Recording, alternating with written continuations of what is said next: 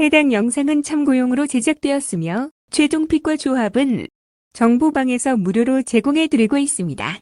토토라이브 정보방 문의는 영상 하단 고정 댓글 클릭 후 링크로 문의 주시면 무료 입장 도와드리겠습니다. 구독과 좋아요는 영상 제작에 큰 힘이 됩니다. 위니용 지난 10일 주필러 리그 25라운드 코트리지크와의 원정 경기에서 2-1로 승리하였습니다. 이번 유로파리그 무대에서 인상적인 홈 경기력을 선보이며 강팀들을 연달아 꺾고 플레이오프에 진출했습니다. 니스와 프라가 같은 수준급 팀들을 홈에서 제압한 경험이 있으며 이번 아약스전에서도 강한 홈 경기력을 바탕으로 승리를 노릴 것입니다. 하지만 핵심 수비수로스 사익스가 징계로 결정하는 것이 가장 큰 변수이며 사익스는 위니용 수비의 중심 역할을 맡고 있었기에 그의 부재는 수비 조직력에 큰 영향을 미칠 수 있습니다. 이에 따라 위니용은 수비적으로 안정적인 운영보다는 공격에서 좀 더 적극적인 접근을 시도하며 빠른 득점을 노릴 가능성이 큰 위니용입니다. 아약스 지난 9일 에레디비시 22라운드 시타르타와의 원정 경기에서 2-0으로 승리하였습니다. 최근 리그에서 3연승을 거두며 경기력이 점차 개선되는 모습을 보이고 있고 시즌 초반의 부진을 벗어나면서 공격과 수비 모두에서 조직력이 회복되는 흐름이지만 유럽 대항전 원정 경기에서는 다소 불안한 모습을 보여왔습니다. 그룹 스테이지 원정 경기에서도 1승 1무 2패를 기록하며 원정 경기에서의 약점이 드러났으며 이번 벨기에 원정에서도 승리를 확신하기 어려운 상황입니다. 하지만 최근 경기력을 고려하면 득점을 만들어낼 가능성은 충분합니다. 브라이언 프로비, 스티븐 베르하이스, 스티븐 베르바인 등 아약스의 공격진은 위니용 수비의 공백을 적극적으로 공략할 가능성이 큰 아약스입니다. 초안 분석 이번 경기는 두 팀 모두 공격적인 운영을 펼칠 가능성이 높습니다. 위니용은 홈에서 강한 경기력을 유지하고 있으며 아약스 역시 최근 경기력이 회복되면서 적극적인 플레이를 시도할 것입니다. 하지만 위니용의 수비 공백과 아약스의 원정 불안 요소가 맞물리면서 두 팀이 한 골씩 주고받는 흐름으로 전개될 가능성이 높습니다. 플레이오프 1차전이라는 점을 고려하면 두 팀 모두 리스크를 최소화하며 2차전까지 승부를 끌고 가려는 전략을 선택할 수도 있어 이 경기에서는 무승부 가능성이 높습니다. 미트윌란 지난 8일 클럽 친선 바일레와의 홈 경기에서 2-1로 승리하였습니다. 현재 덴마크 리그가 휴식기에 접어든 상황이라 공식 경기를 치르지 못한 채 친선 경기만으로 경기 감각을 유지하려 하고 있지만 훈련과 연습 경기만으로 실전 감각을 유지하기는 어려운 상황입니다. 유럽 대항전에서 홈에서 강한 모습을 보여주려 하지만 조별리그 홈 경기에서도 4경기 중 단 1승만을 거두는 등 기대만큼의 성과를 내지 못하고 있어 이번 경기에서도 경기 감각 부족이 발목을 잡을 가능성이 높은 미트윌란입니다. 소시에다드 지난 10일 라리가 23라운드 에스파뇰과의 홈 경기에서 2-1로 승리하였습니다. 최근 리그에서 부진을 겪다가 오사수나와 에스파뇰을 상대로 승리를 거두며 반등하는 모습을 보였다. 다만 원정 경기에서는 여전히 신뢰하기 어려운 부분이 있으며 특히 리그 원정 경기에서는 결정력을 발휘하지 못하면서 고전하는 경우가 많았습니다.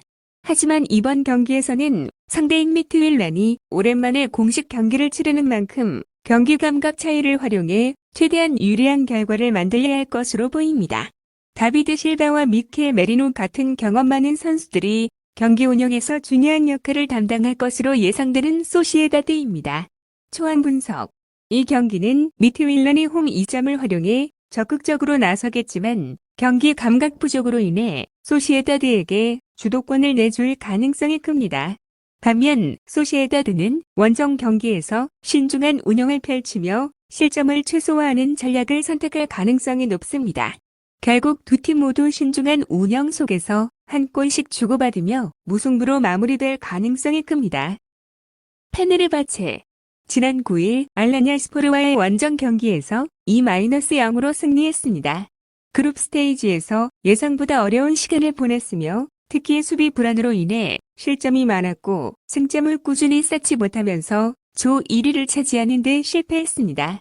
하지만 겨울 이적 시장을 통해 수비 보강에 집중하며 전력 강화를 이뤘고 이번 플레이오프에서는 그 효과를 기대할 수 있습니다.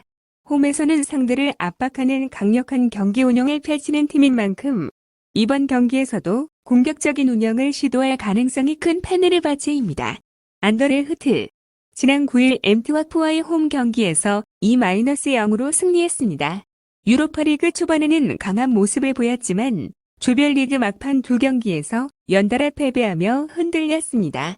특히 중요한 순간에 집중력을 잃으며 승점을 잃었던 것이 뼈아팠으며 최근 리그에서도 경기력이 다소 떨어졌고 핵심 수비수 양 베르통원이 부상으로 빠지면서 수비 조직력에 문제가 발생할 가능성이 높습니다. 벨기에 명문 구단답게 전력은 탄탄하지만 중요한 순간마다 흔들리는 모습을 보인다는 점이 이번 경기에서도 불안 요소로 작용할 것으로 보이는 안더레흐트입니다. 초안 분석. 이 경기는 페네르바체가 홈 2점을 적극 활용하며 주도권을 잡고 운영할 가능성이 큽니다. 안더레흐트 역시 반격을 시도하겠지만 수비진의 부재와 경기력 저하로 인해 어려운 경기를 치를 가능성이 높습니다. 결국 경기 후반까지 리드를 유지하며 페네르바체가 승리를 가져갈 가능성이 큽니다. TSC 바츠 지난 8일 물레도스트와의 원정 경기에서 1-4로 패배했습니다. 최근 경기력 저하로 인해 하위권으로 추락하며 최악의 흐름을 보이고 있으며 리그 재개 후 단 한 차례도 승리를 거두지 못했습니다. 중원의 핵심인 미하일로 바냐츠가 부상으로 이탈하면서 경기 장악력이 크게 떨어졌고 컨퍼런스 리그에서 좋은 모습을 보였던 밀로스 판토비치도 부상으로 출전이 불투명합니다. 신예 스테판 물라데노비치가 데뷔전에서 득점을 기록하며 기대감을 높였으나 팀 전체적으로 유기적인 플레이가 부족해 경기 운영이 원활하지 않습니다. 특히 측면 수비에서 약점을 드러내고 있어 상대의 빠른 공격수들에게 쉽게 공간을 허용할 가능성이 큽니다. 홈에서 반전을 노리겠지만 수비 불안과 핵심 선수들의 이탈에 겹쳐 승리를 기대하기 어려운 상황인 TSC 바체입니다. 야기엘로 지난 8일 스탈미엘레츠와의 원정 경기에서 1-2로 패배했습니다. 유럽 대항전에서 강한 면모를 보이며 완전히 다른 팀이 되고 있으며 최근 리그에서는 9경기에서 단 1승만을 거두며 부진했지만 컨퍼런스 리그에서는 강팀들을 상대로 인상적인 경기력을 선보였고 유럽 무대에서 경쟁력을 증명했습니다. 핵심 공격수 아피미코 플루르는 최근 2경기에서 3골을 터뜨리며 최상의 컨디션을 유지하고 있으며 바치카 토폴라의 측면 수비 붕괴를 적극적으로 공략하면서 다득점을 노릴 가능성이 큽니다. 다만 수비에서는 에드리안 디에구에즈가 부상으로 빠지면서 대체자인 엔조의 부세의 적응력이 변수로 작용할 가능성이 있는 야기엘로입니다. 초안 분석. 이번 경기에서는 야기엘로니아가 경기 주도권을 잡을 가능성이 큽니다. 바치카 토폴라는 최근 경기력 저하와 핵심 선수들의 부상으로 인해 홈에서도 주도적인 플레이를 펼치기 어려운 상황이며 반면 야기엘로니아는 유럽 대항전에서 강한 모습을 유지하고 있습니다. 특히 플루르의 컨디션이 절정에 달했기에 그의 득점 가능성이 높은 편이며 이번 경기에서도 야기엘로니아의 승리가 예상됩니다.